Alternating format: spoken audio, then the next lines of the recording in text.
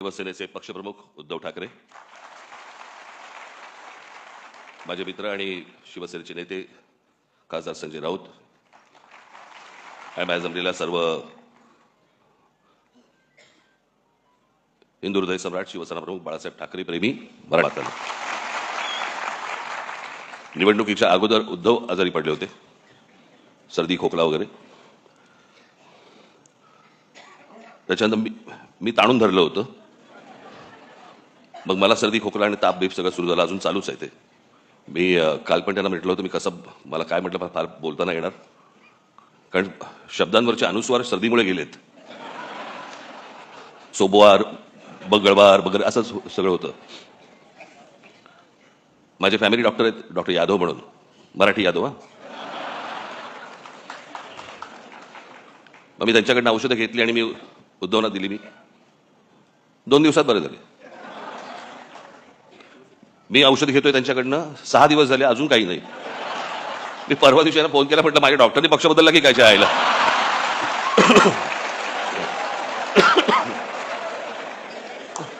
आत्तापर्यंत मला लागू पडायचा.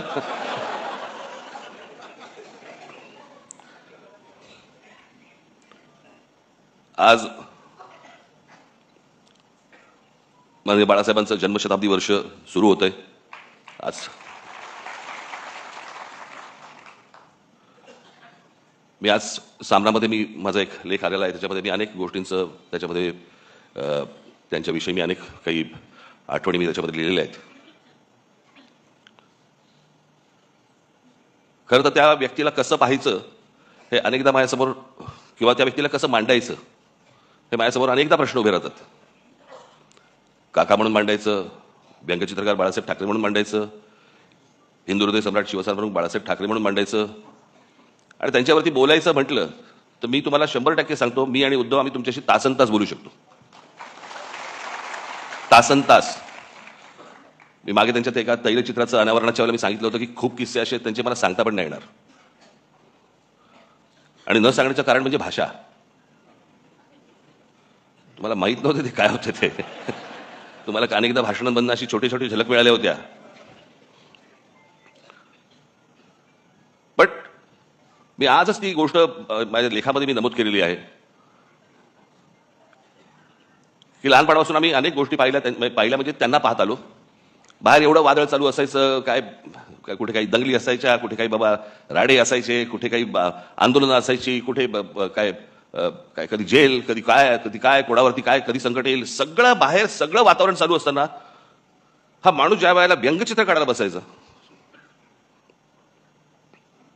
त्या व्यंगचित्रामध्ये मला आजपर्यंत मी इतक्या गोष्टी पाहिल्या त्यांच्या इतक्या बारकाईने, मला कधी कुठचं मार्कअप नाही दिसलं की बाहेर इतका गोंधळ सुरू आहे आता काहीतरी झटपट आटपा काहीतरी व्यंगचित्र काढा आणि द्या प्रिंटिंगला. कधीच नाही. मला असं वाटतं की कित्येकदा मी विचार करतो पण ते अशक्य आहे ती गोष्ट, ती जी समाधी लागणं ज्याला म्हणतो ना आपण. मला असं वाटतं अनेकदा लोकांना असं वाटत असेल त्यावेळेला, अरे एवढं सगळं बाहेर चालू आणि हा माणूस काय व्यंगचित्र काय करतोय. ती व्यंगचित्र नव्हती नुसती, ती त्या माणसाची समाधी होती.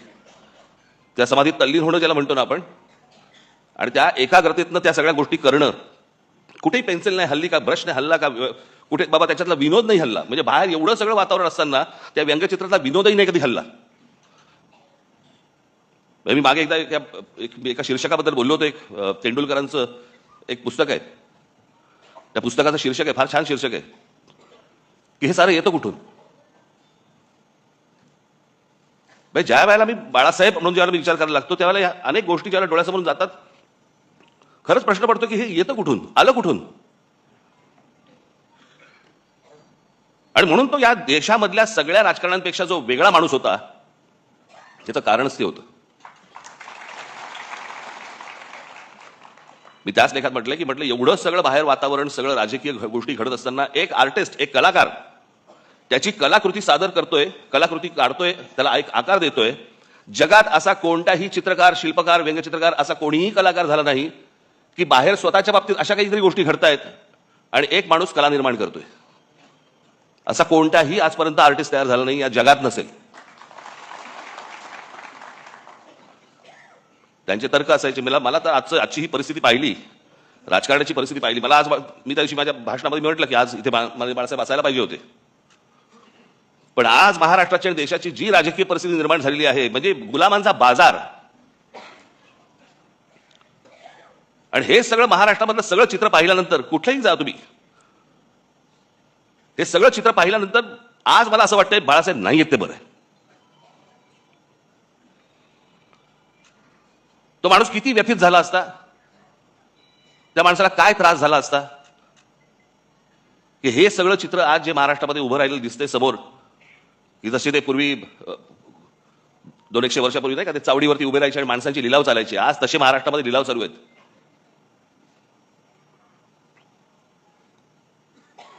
आता अनेक ठिकाणी तुमच्या बाहेरच्या सगळ्या जिल्ह्यांमध्ये, कल्याण डोंबिवली असेल, इतर ठिकाणी माझं उद्धव ठाकरे आणि माझं संजय राऊतांशी बोलणं झालं.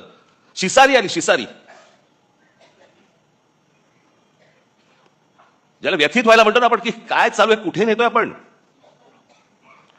आणि आज ही परिस्थिती पाहिला माननीय बाळासाहेब नाही ह्याच्यासारखी चांगली गोष्ट नाही, की तो माणूस आज हे सगळं बघायला नाहीये. तो पाहूच शकला नसता हे माणूस, की ज्या गोष्टी शून्यातनं उभ्या केल्या. आज तुम्ही बाहेरच्या, तुम्ही बाकीच्या पक्षांमध्ये बघा, अनेक लोक तुम्हाला दिसतील की जे बाळासाहेबांनीच निर्माण केले होते.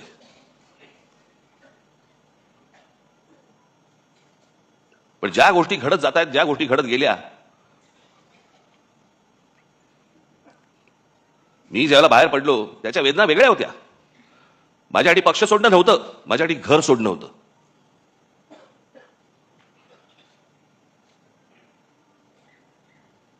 पण त्या सगळ्या गोष्टीला आता एक 20 वर्षाचा काळ निघून गेलाय. अनेक गोष्टी मलाही उमजल्या, अनेक गोष्टी मला सोडून उद्धव नाही उमजल्या असतील, द्या सोडून ते आता.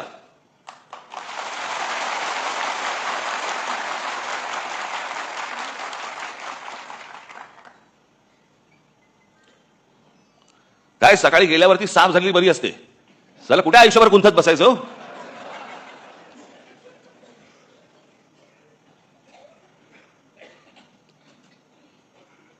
पण मला असं वाटतं की एकदा मी बाळासाहेब ठाकरे, मला एकदा ह्या विषयावर मला व्याख्यानच द्यायला आवडेल,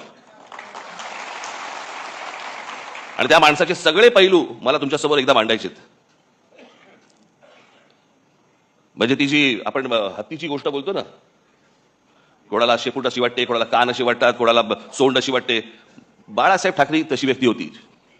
प्रत्येकाला वाटलं की हा माणूस असा आहे, प्रत्येकाला वाटलं हा असा आहे, असा आहे.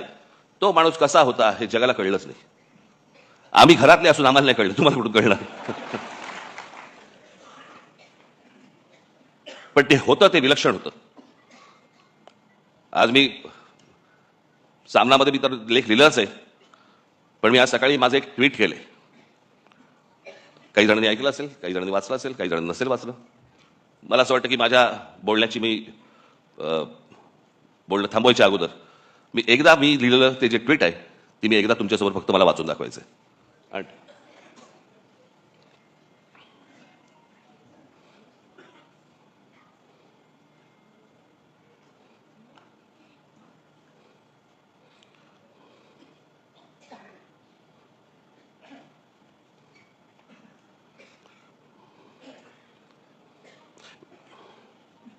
वेळेवर न सापडणं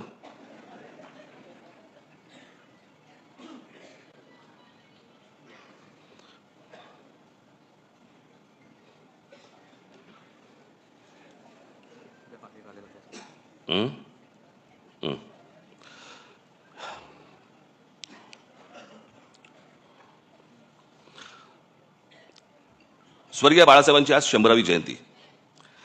इतिहासात जन्मशताब्दी वर्ष अनेकांची साजरी झाली आहेत आणि होतील देखील. पण एखादी व्यक्ती हयात नसताना देखील ती लोकांच्या स्मृतीत राहावी आणि त्या व्यक्तीने आज देखील एखाद्या प्रांताच्या राजकारणाला आणि समाजकारणाला आकार देत राहावं, हे दुर्मिळ. हे फक्त बहुधा बाळासाहेबांच्या बाबतीत घडू शकतं.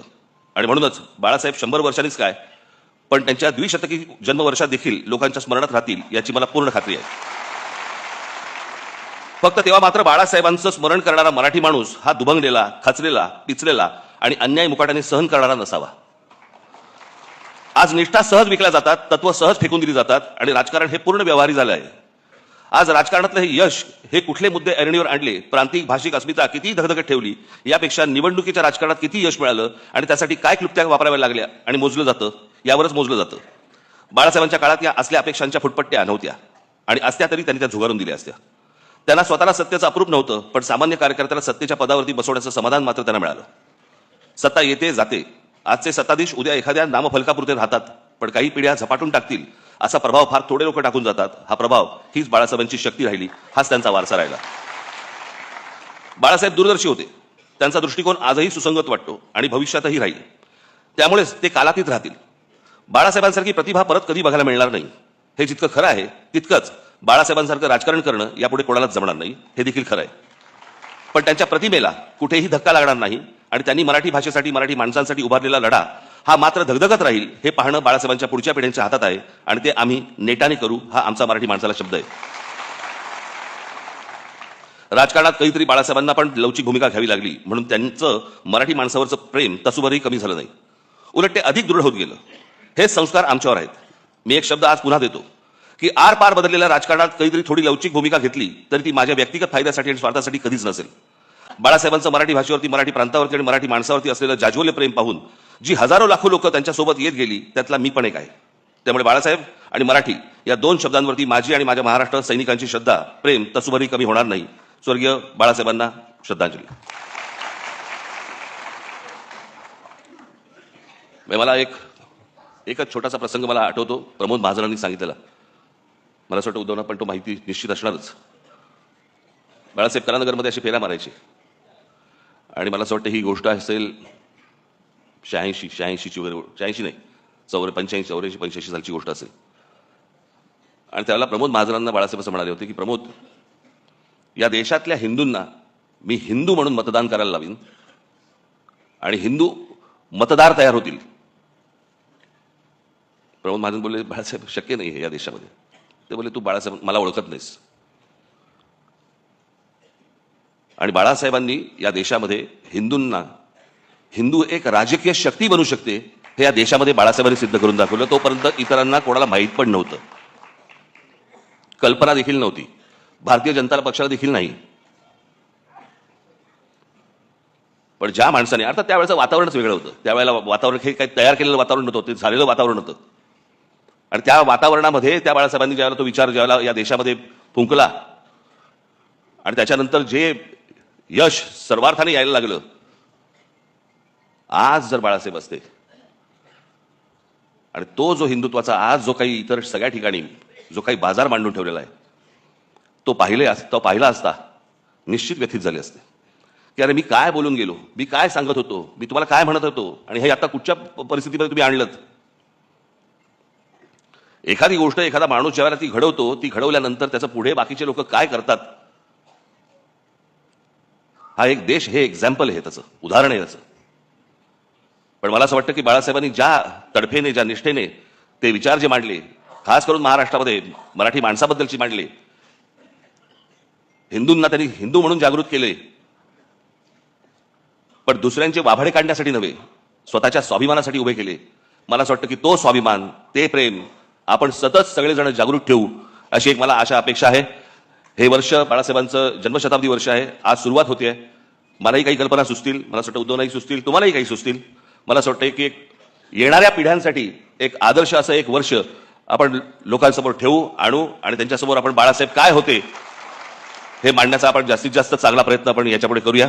आज मला या कार्यक्रमाच्या निमित्ताने मला इथे बोलवलं त्याबद्दल मी अत्यंत आपला आभारी आहे. धन्यवाद. जय हिंद, जय महाराष्ट्र.